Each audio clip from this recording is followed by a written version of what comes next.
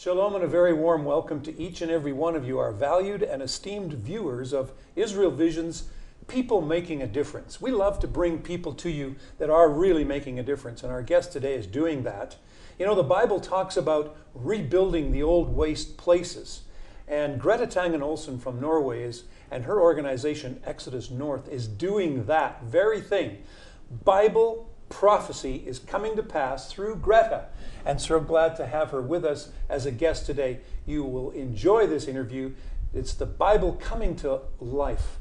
Don't go away. We'll be right back after this.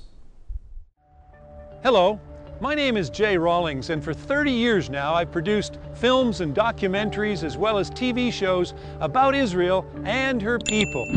Today with IsraelVision.tv, our new broadband internet station, you can join our growing audience and enjoy hundreds of programs and news shows from Israel about Israel, keeping you informed and in touch, and it's for free. Enjoy Israel at your fingertips with www.israelvision.tv. Shalom and welcome back. We're so glad that you've joined us, and I'm speaking with Grethe Tangen Olsen. Grethe, it's always a joy to be with you. You're such an elegant lady, and we appreciate you very much. And you are quite an unusual person in that God has called you to build homes in the desert. Now tell us a little bit about this. You know, from the very beginning, when I was a kid, I learned from the Bible, and I've read the Bible my whole life. So the Bible said, in time to come, Jewish people will be gathered together from all corners of the earth back to Israel. And the first I did was to have contact with Jewish agency Sukkot in the different land in former Soviet Union. And I went to Moscow, I went to St. Petersburg, Kiev, Odessa, and worked with Jewish agency, Jewish communities, Messianic Jewish people there. And we had, at the time, 17 vehicles, some ordinary cars, but also many buses. Mm-hmm. We brought buses from Norway.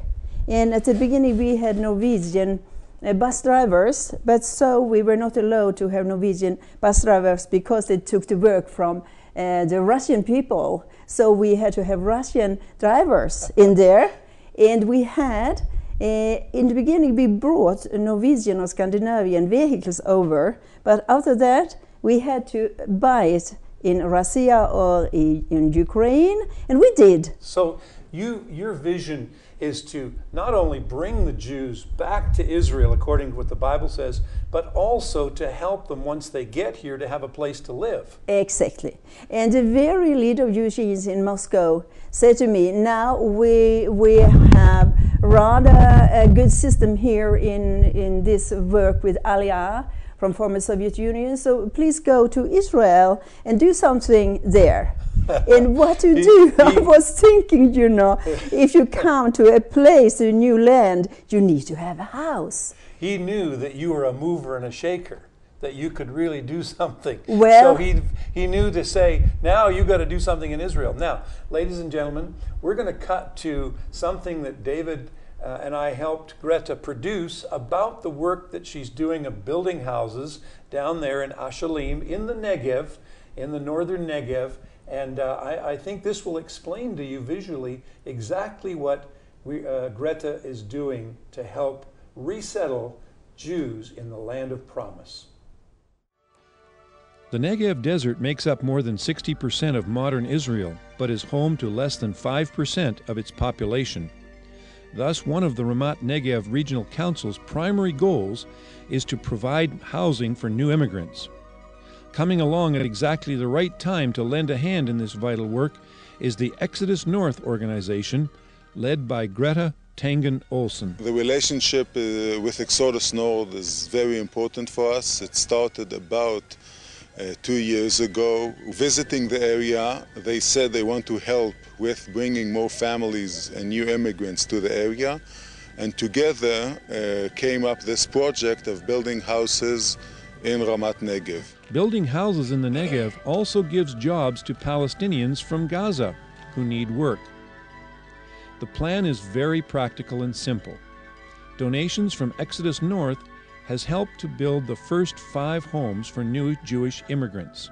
Then these houses will be mortgaged at a very low monthly cost to the immigrants, which will then release further funds to build more houses.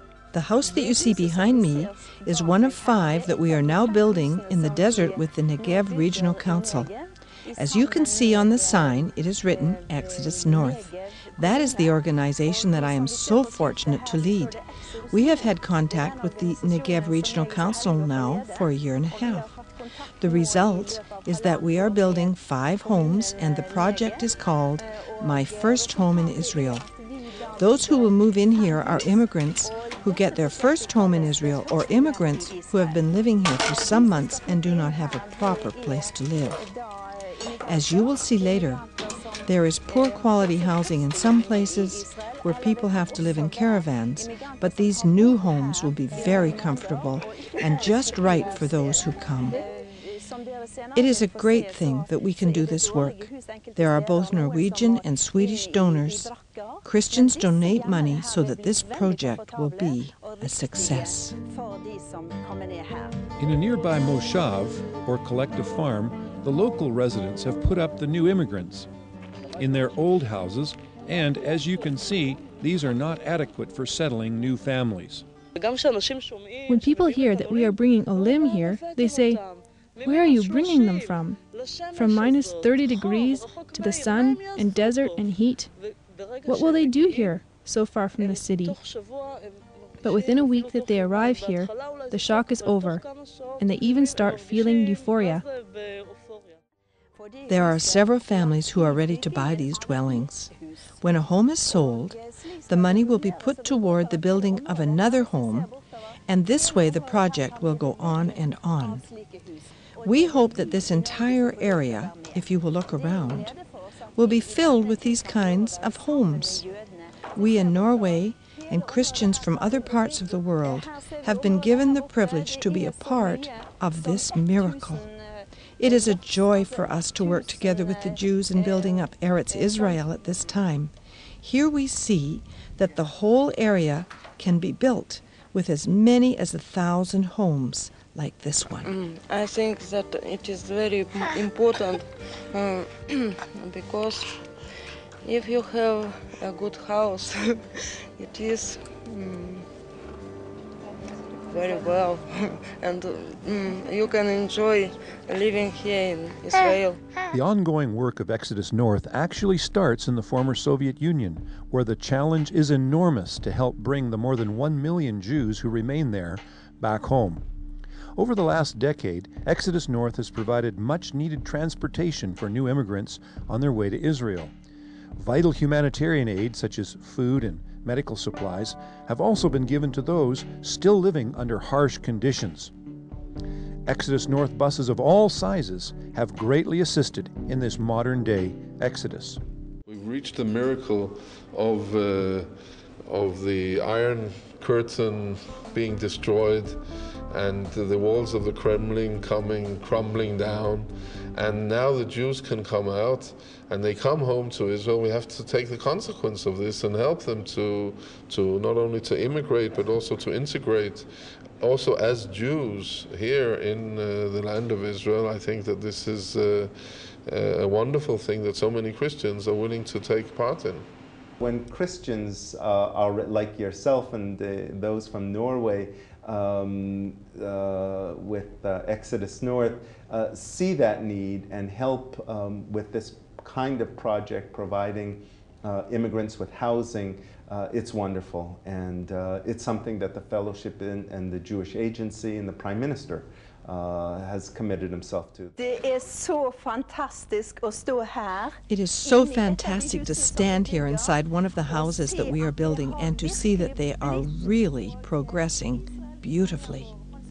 To build houses in the desert is exactly what the prophetic word speaks about, because the people are rebuilding the old waste places and cultivating the land. The houses are a big part of this, so that Israel can be built up and the desert can blossom. As the first 5 homes neared completion, donors arrived from Scandinavia for a special reception by the Ramat HaNegev Regional Council.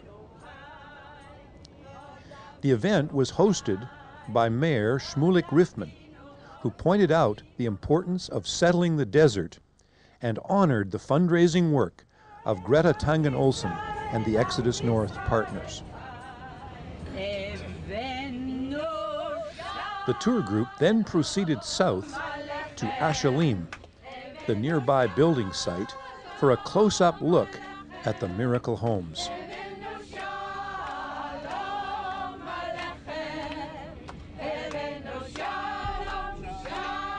I think that the help that you give us, it's in the best way, because it's from the people to the people directly.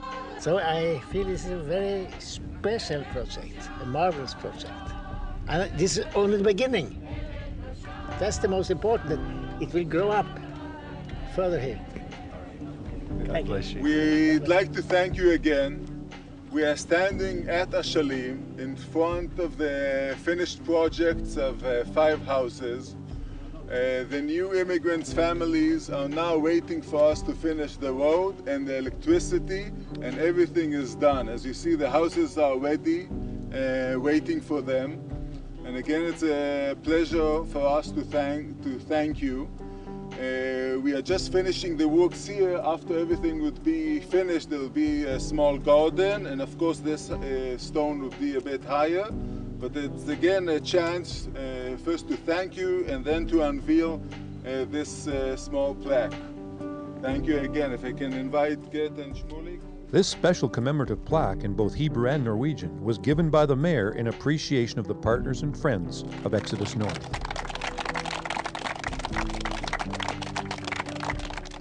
You too can help in this vital project by your prayers and finances. Please make a generous contribution to assist in building up the reborn nation of Israel and to help new immigrants settle into the land of promise. You too will rejoice as you participate in bringing the new immigrants from their countries exactly as promised by the prophet Isaiah. Fear not, for I am with you. I will bring your descendants from the east and gather you from the west. I will say to the north, give them up, and to the south, do not keep them back. Bring my sons from afar and my daughters from the ends of the earth. Boy, that's really very, very amazing of what you're doing and how you're able to help these people have a place to live. Now, things have changed a little bit since we made that movie. Now what are you doing? You know, now it is a little different. It was very, very simple what we did. I worked together with the municipality of Ramat HaNegev, and the mayor there is a very, very nice man. He brought us, in fact, to the very president a week ago, so I could meet the president, wow. Shimon Peres, at the wedding. But now, at the beginning, we built these first 5 houses and so the 3 next. But now it is a situation for the people in the land that not as it is in Norway. In Norway, we go to a bank when we are to build a house and have a loan, you know, and so we start to build. But it's not that in Israel. Here you can have the loan when the house is up.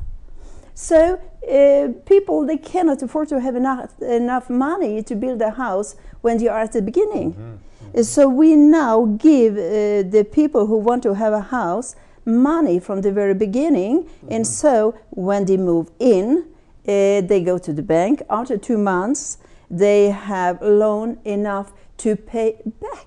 And so the snowball is running, mm-hmm. you know. So now we have 4 houses in Ber Milkes, very, very close to the border of Egypt. And that's amazing, because it is the place where Moses led the people of Israel in, and the sites we have been seeing there, it's just amazing. Is that near Kadesh Barnea? It's very near Kadesh Barnea. Okay. The real Kadesh Barnea is over the border mm-hmm. in Egypt, but we were 2 months ago to a very high peak there in the mountain in Israel, looked over, and there's a well, and there we were learned the very tabernacle was standing on a certain place. And what we discovered, that place was totally white. It was as God's Shekinah still was there on that place. His glory. His glory. It was white. Yes, totally white.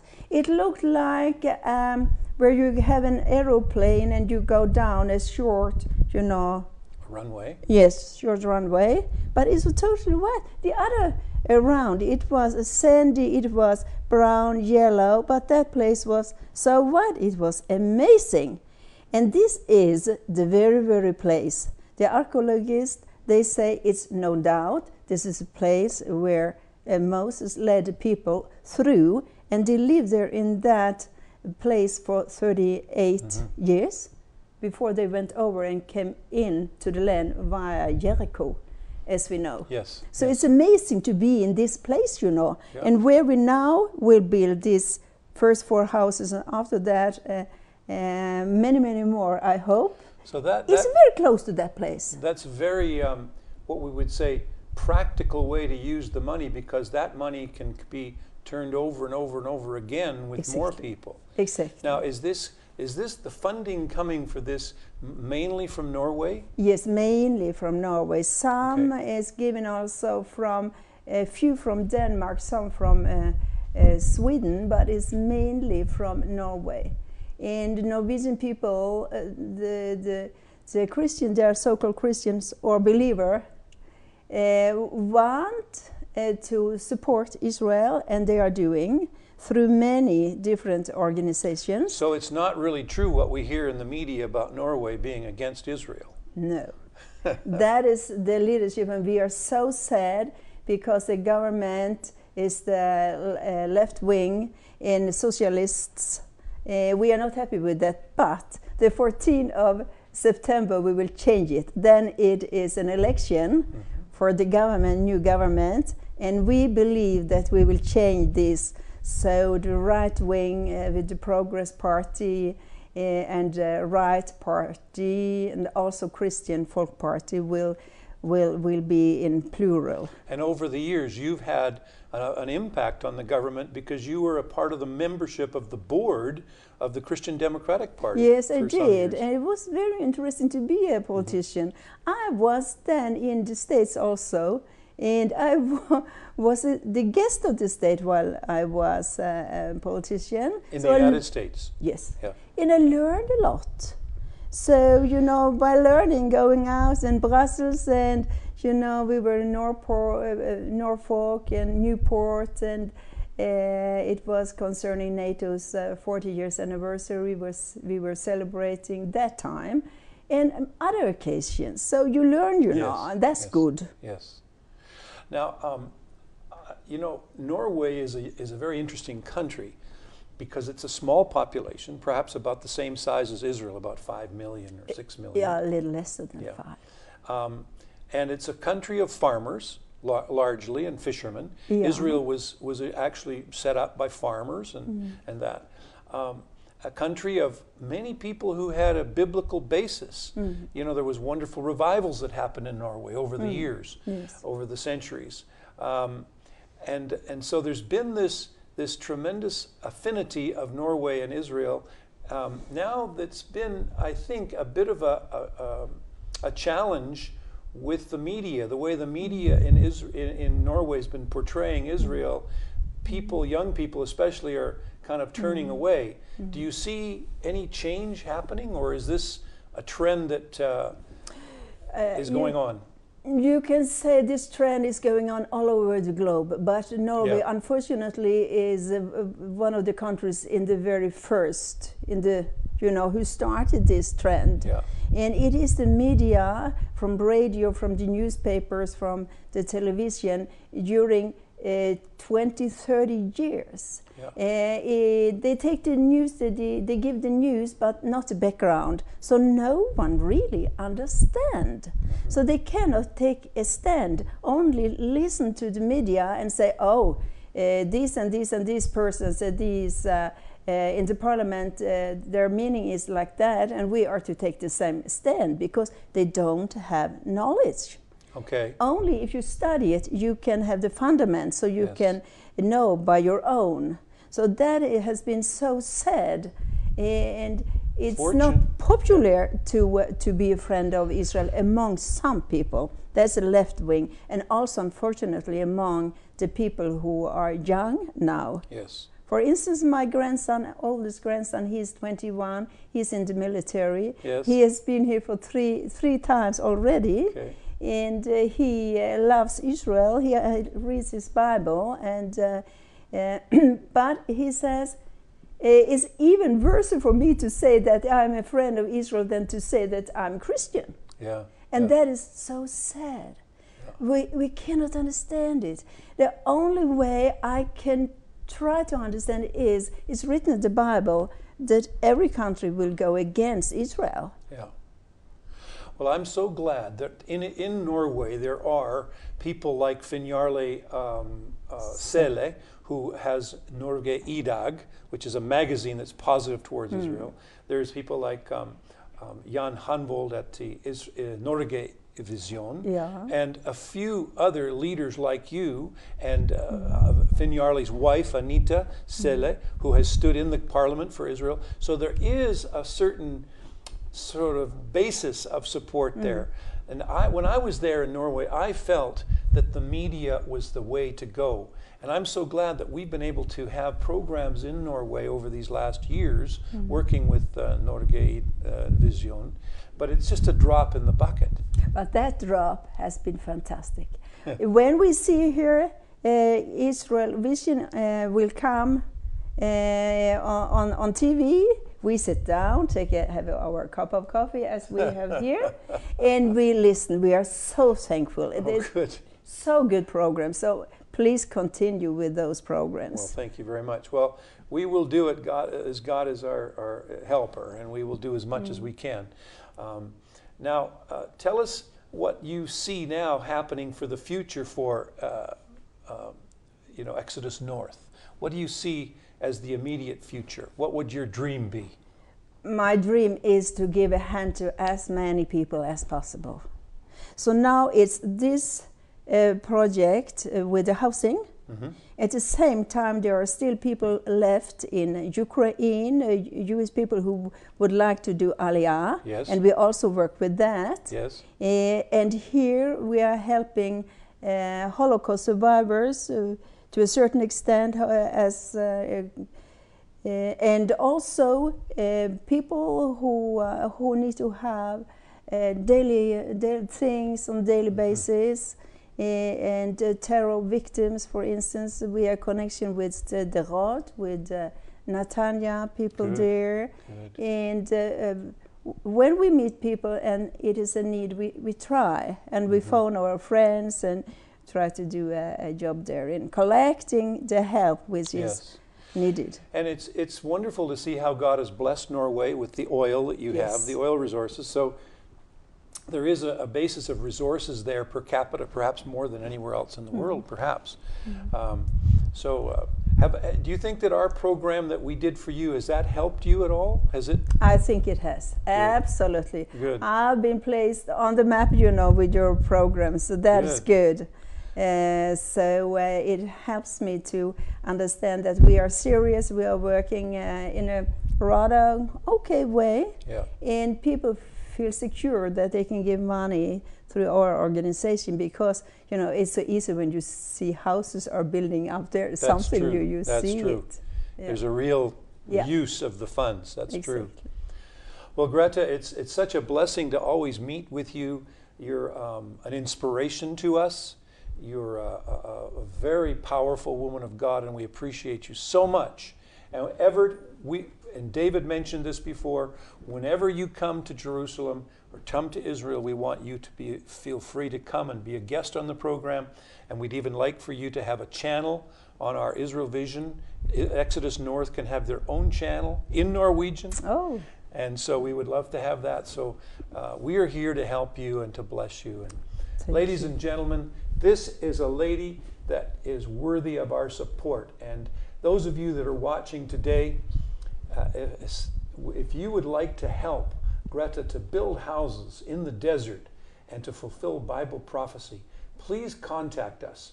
Our website is there on the screen, and be in touch with us and say, I saw you with that lady from Norway and I want to help. And we'll pass your name and address on to her so that you can be directly in touch. So ladies and gentlemen, our time is up. It goes by far too quickly. I'm so sorry. But we look forward to being back with you again next time, very soon, on People Making a Difference. Shalom from Jerusalem.